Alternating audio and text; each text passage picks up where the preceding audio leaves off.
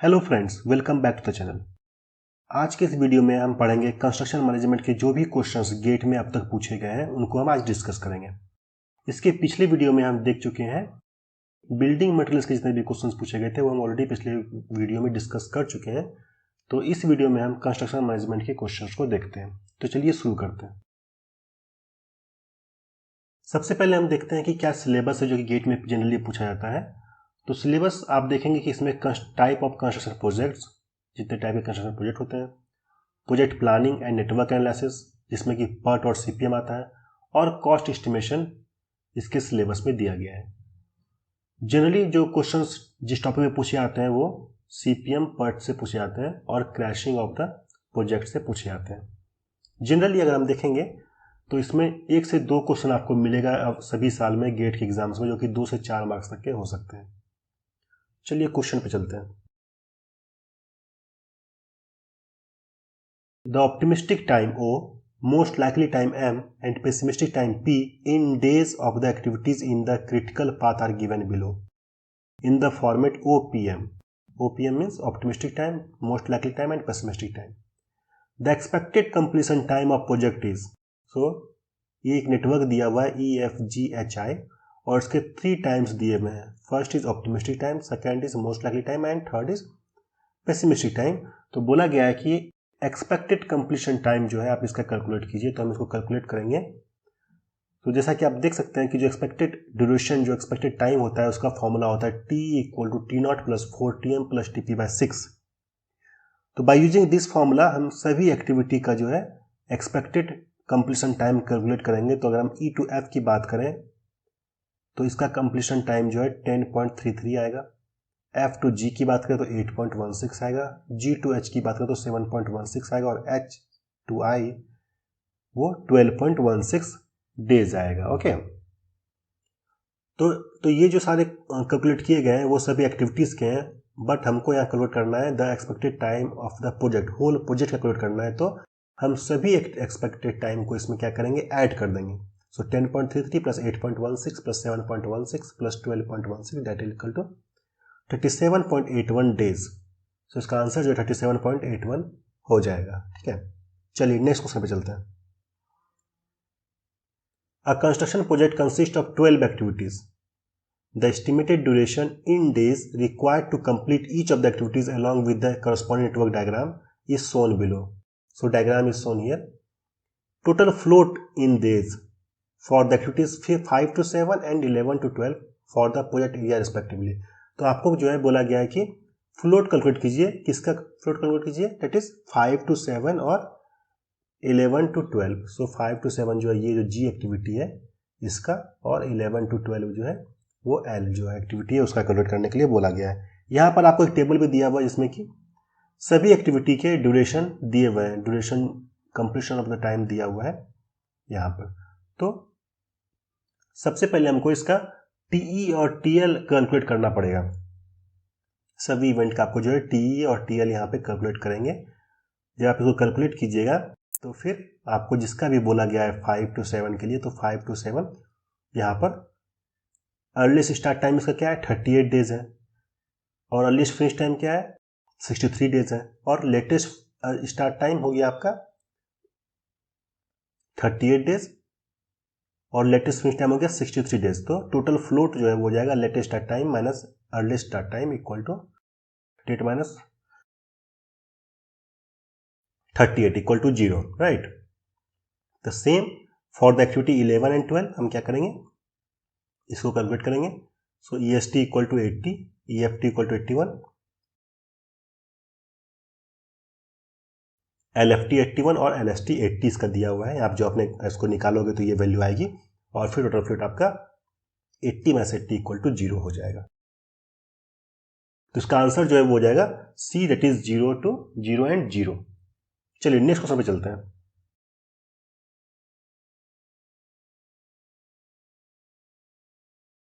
The activity on arrow network of activities for a construction project is shown in the figure. The durations of the activities are mentioned below the arrows. The critical duration for this construction project is, so यहाँ पर आपको एक network diagram दिया हुआ है और बोल रहा है क्रिटिकल ड्यूरेशन जो है इस प्रोजेक्ट का वो क्या होगा। राइट, इसका टाइम आपको दिया हुआ है और आपको क्रिटिकल ड्यूरेशन जो है प्रोजेक्ट कंप्लीट होने का वो क्या होगा कैलकुलेट करके आपको बताना है। तो सबसे पहले हम क्या करेंगे, इसका नेटवर्क डायग्राम में इसका टी और टी एस कैलकुलेट कर लेंगे।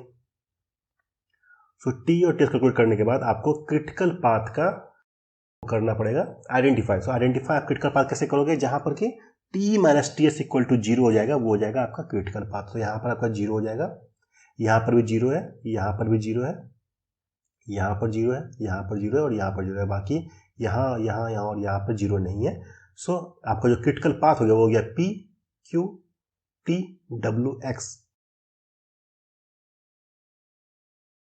जब आप इस पाथ से जाएंगे तो आपका जो क्रिटिकल ड्यूरेशन है वो यहाँ पर मैक्सिमम क्या आ रहा है, 15 डेज आ रहा है। सो आपका जो आंसर होगा इसके लिए सी 15 डेज हो जाएगा। राइट, चलिए नेक्स्ट क्वेश्चन चलते हैं। The activity details of a project are given below. यहाँ पर एक्टिविटी डिटेल्स दी हुई एक्टिविटी है और इसका ड्यूरेशन दिया हुआ और ये एक्टिविटी किस पे डिपेंड कर रही है वो भी दिया हुआ है, जो कि आपको नेटवर्क ड्रॉ करने के टाइम में हेल्प करेगा। Okay, the estimated minimum time in days for the completion of project will be. तो मिनिमम टाइम क्या होगा प्रोजेक्ट कंप्लीशन का वो आपको कैलकुलेट करने के लिए बोला गया है। तो सबसे पहले जो फर्स्ट स्टेप आपको होगा कि you have to draw the network according to this table. So network जब आप ड्रॉ करोगे यहाँ पे तो 1 2 3 4 5 6 7 आपको इसका नेटवर्क ड्रॉ हो जाएगा और इसका टाइम भी दिया हुआ है। तो आपको अब यहाँ पे देखना है कि मिनिमम कौन सा पाथ है जो कि मिनिमम टाइम ले रहा है प्रोजेक्ट कंप्लीट करने में। सबसे पहले आपको पाथ आइडेंटिफाई करना पड़ेगा। तो पाथ अगर आप आइडेंटिफाई करेंगे तो पहला पाथ आप देख लीजिए, आप 1 2 4 5 7 इस तरह जा सकते हैं। सेकेंड पाथ आप जा सकते हैं 1 2 3 4 6 7, ये पाथ जा सकते हैं। थर्ड पाथ आप जा सकते हैं 1 2 4 6 7 ऐसे जा सकते हैं। ठीक है, जब आपको सारे टाइम्स का क्या करना पड़ेगा, आपको सारे टाइम्स का टोटल डेज कैलकुलेट करना पड़ेगा। टोटल डेज कैलकुलेट करने के बाद क्या होगा आपको, जैसे कि आपको 1 2 4 5 7 सो 6 प्लस 15 प्लस 12 प्लस 16 ऐड करने पर आपको 49 डेज आ गया। वैसे ही आपको तीनों का कैलकुलेट करने के बाद जो मैक्सिमम वैल्यू होगा इट इज द 51 डेज। तो जो मैक्सिमम वैल्यू होगा उसी में आपका प्रोजेक्ट कंप्लीट होगा, उससे पहले आपका प्रोजेक्ट कंप्लीट हो नहीं सकता है ना। तो आपका आंसर क्या हो जाएगा इसमें, आपका आंसर इसमें हो जाएगा 51 days. Next, for a construction project the mean and standard deviation of the completion time are 200 days and 6.1 days. जो मीन और स्टैंडर्ड डेविएशन दिया हुआ है वो है 200 डेज और 6.1 days respectively. Assume normal distribution and use the value of standard normal deviation Z is equal to 1.64 for the 95% confidence level. The maximum time required for the completion of the project would be. So maximum time को calculate करना पड़ेगा। तो जैसा कि हम जानते हैं कि जो Z की वैल्यू होती है that is standard normal deviation होता है TS minus TE by sigma, right. और फॉर 95% कॉन्फिडेंस लेवल Z की वैल्यू 1.64 आपको ऑलरेडी दी हुई है, TE भी दिया हुआ है आपको 200 डेज और सिग्मा जो है वो 6.1 डेज ऑलरेडी आपको दिया हुआ है। तो आपको कैलकुलेट करना है TS, the maximum time required for the completion of the project. So TS equal to हो जाएगा TE plus Z sigma. So TE 200 plus 1.64 into 6.1 that will give the 210.004 days answer, right. चलिए next question पे चलते हैं। Given that the scope of the construction work is well defined with all its drawings, specifications, quantities and estimates, which one of the following types of contract would be most preferred? चार option दिए हुए contract है, that is EPC contract, percentage rate contract, item rate contract and lumpsum contract, right. So अगर आपके पास well defined उस किसी project का drawing है, स्पेसिफिकेशन है, क्वांटिटीज है और एस्टिमेट्स है, तो हम जनरली जो है लमसम कॉन्ट्रैक्ट करते हैं। Correct option is lump sum contract. Next, the network of a small construction project awarded to a contractor is shown in the following figure. एक फिगर दिया हुआ है आपको। The normal duration, crash duration, normal cost and crash cost of all the activities are shown in the table. So all these four things, that is the normal duration, crash duration, normal cost and crash cost for each activity is given in this table. The indirect cost incurred by the contractor is 5,000 rupees, right? So indirect cost is given, it is 5,000 rupees per day. It is the project, if the project is target for completion in 16 days, the total cost to be incurred by the contractor would be. So अगर आपको 16 days में बोल रहा है कि project को complete करना है तो टोटल कॉस्ट क्या होगा, right?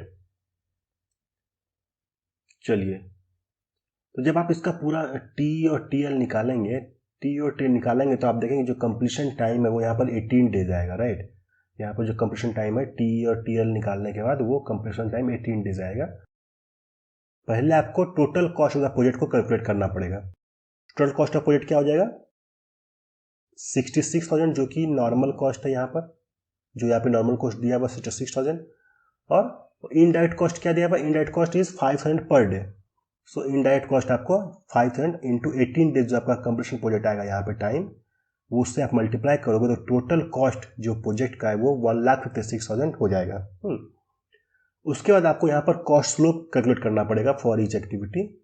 So cost slope equal to CC crash cost minus normal cost divided by normal time minus crash time. इससे आपको सारे का कॉस्ट स्लोप निकल जाएगा। That is the for activity P is equal to 5,000 rupees per day cost slope, right?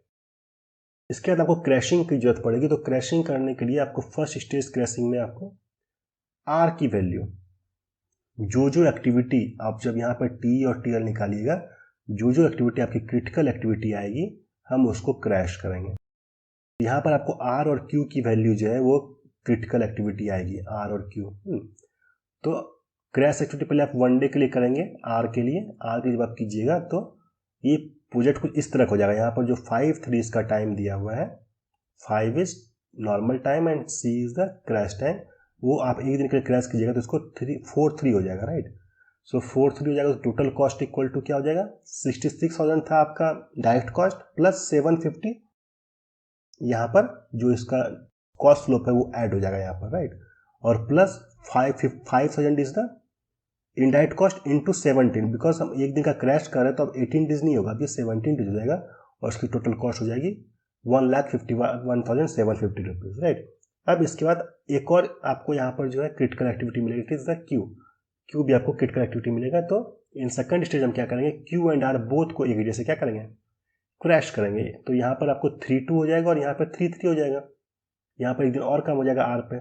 तो total cost आपका जो है 66,750 प्लस 2,000 पर डे इसका कॉस्ट स्लोप था क्यू का। सो वो 2,000 पर डे जोड़ेंगे और 750 इसका 1 जोड़ेंगे, ठीक है? प्लस 5,000, अब इसका 2 दिन कम हुआ क्रैश किया आपने, दोनों का क्यू एंड आर दोनों के दिन क्रैश किया तो 16 डेज हो जाएगा।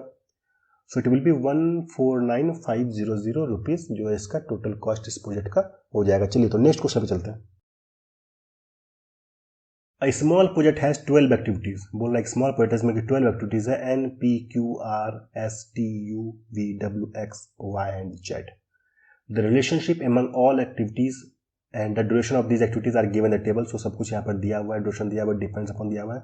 The total float of the activity V का आपको जो है बोल रहा है कि टोटल फ्लोट क्या होगा वो आप बताइए। सो इसके लिए आपको सबसे पहले क्या करना पड़ेगा? आपको इसके लिए सबसे पहले नेटवर्क की ड्राइंग करनी पड़ेगी। नेटवर्क ड्रॉ करने के लिए आपको यहाँ पर टीई और टीएल निकालना पड़ेगा। सो टीई और टीएल जब आप निकाल लेंगे और फ्लोट होगा वी एक्टिविटी का, तो वी देखिए कहाँ पर, यहाँ पर है we.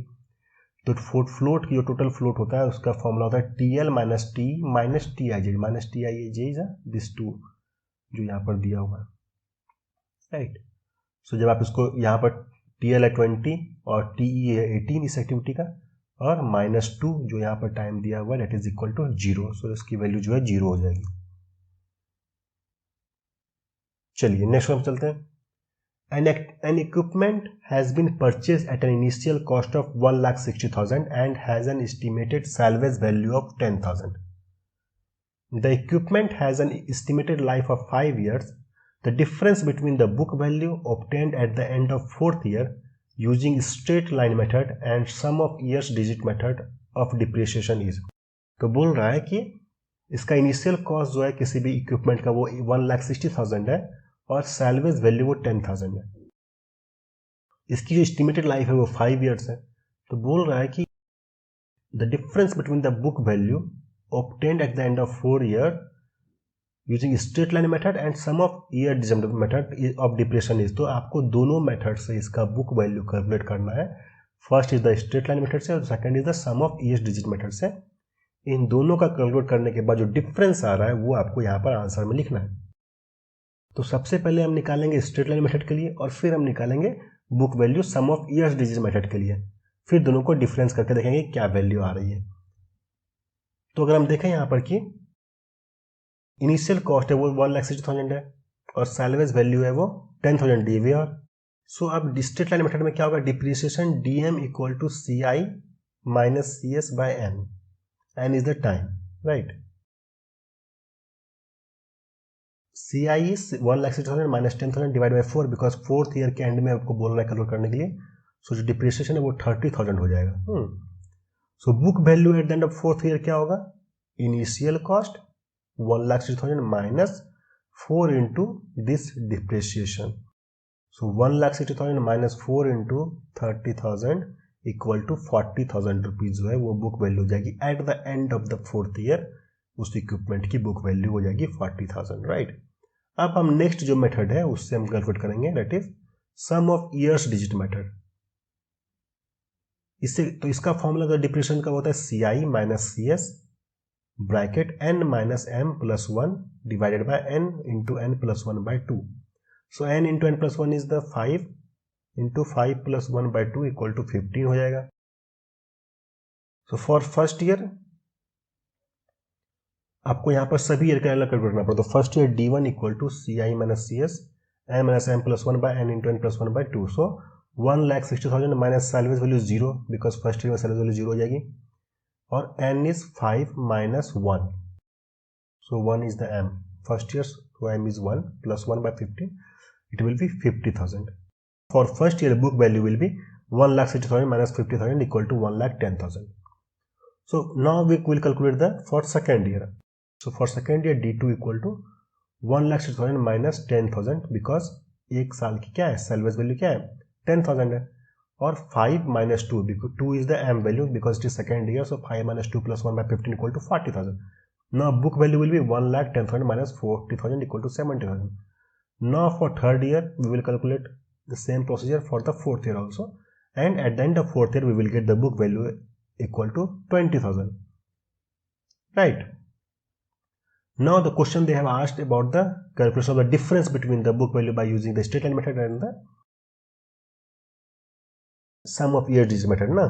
So the difference will be 40,000 minus 20,000 equal to 20,000 rupees will be the answer of this question, right? So guys, thank you very much for watching this video. Thank you.